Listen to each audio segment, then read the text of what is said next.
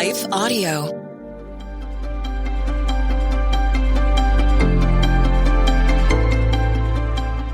Welcome to the Crosswalk devotional. We're glad to have you listening with us.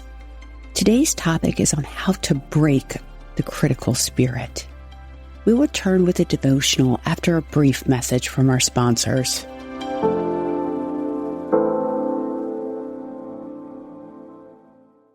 Americans have a big healthcare problem. Over 100 million citizens carry medical debt while paying for overpriced and complicated health insurance. As Christians, we don't have to pay for a broken system. Christian Healthcare Ministries is an alternative to health insurance at half the cost. Plus, you can enroll at any time. Stand up to health insurance with a biblical solution. Join CHM today by visiting chministries.org/wellness. That's chministries.org/wellness.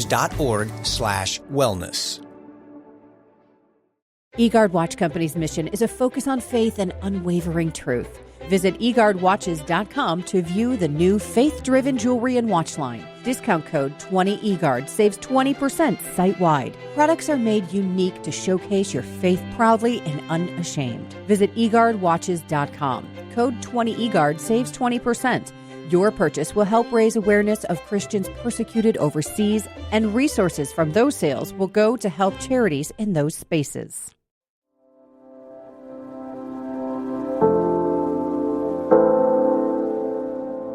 One tip to break a critical spirit, written and read by Kelly Bellari.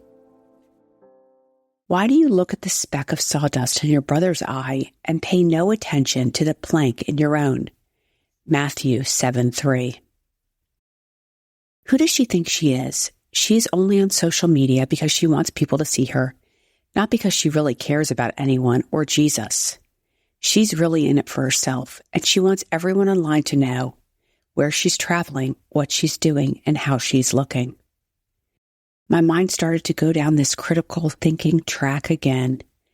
That is, until I stopped, and then I hung my head down in shame.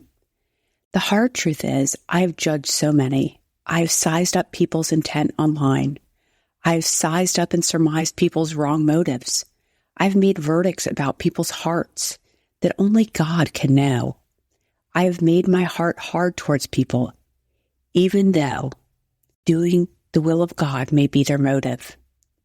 I've done this by deciding they are doing it for attention, for public perception, or for their own recognition.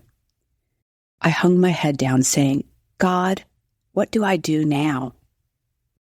Only God knows what I need to do, but what I do know is that I am judging what I am walking in, meaning I think it's about them, but what I am seeing is actually about me. It is worth me taking a second to consider this. Why do you look at the speck of sawdust in your brother's eye and pay no attention to the plank in your own eye? Matthew 7:3. If I spot it, I likely got it. When push comes to shove, or when truth comes to light, I am doing what I'm judging. I am seeking attention. I sometimes do things so others can see me. Here, I have wrong motives. No wonder God has shut doors on me. In His grace and love, He wants me to see rightly, so I can then move powerfully with a pure heart. In His saying no, He has created special room for me to examine my heart.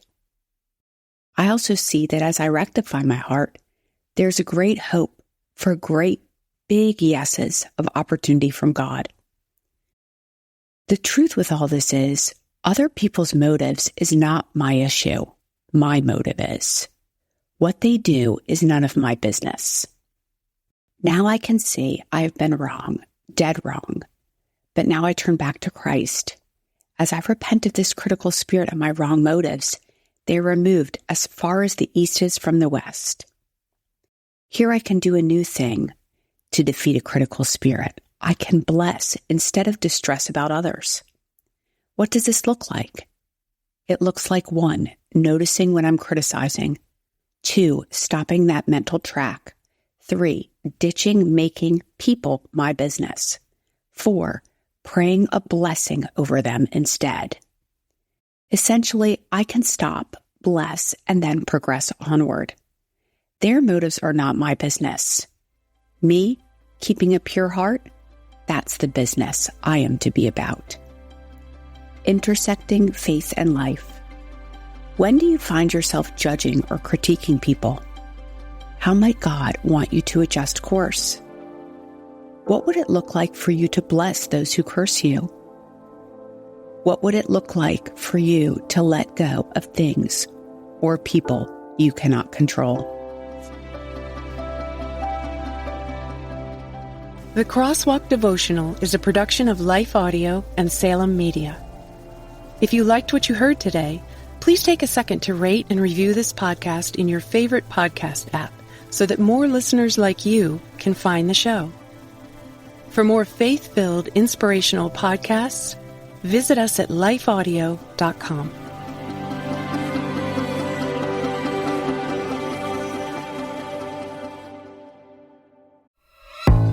Hey, I'm Dr. Sean McDowell, professor, author, and host of The Sean McDowell Show. I tackle the hardest questions about God, truth, and culture, combining solid research with practical insight and engaging stories so you can build a confident, informed faith. Now available on the Life Audio Network to reach more listeners like you. Follow The Sean McDowell Show on your favorite podcast app or visit lifeaudio.com to start listening.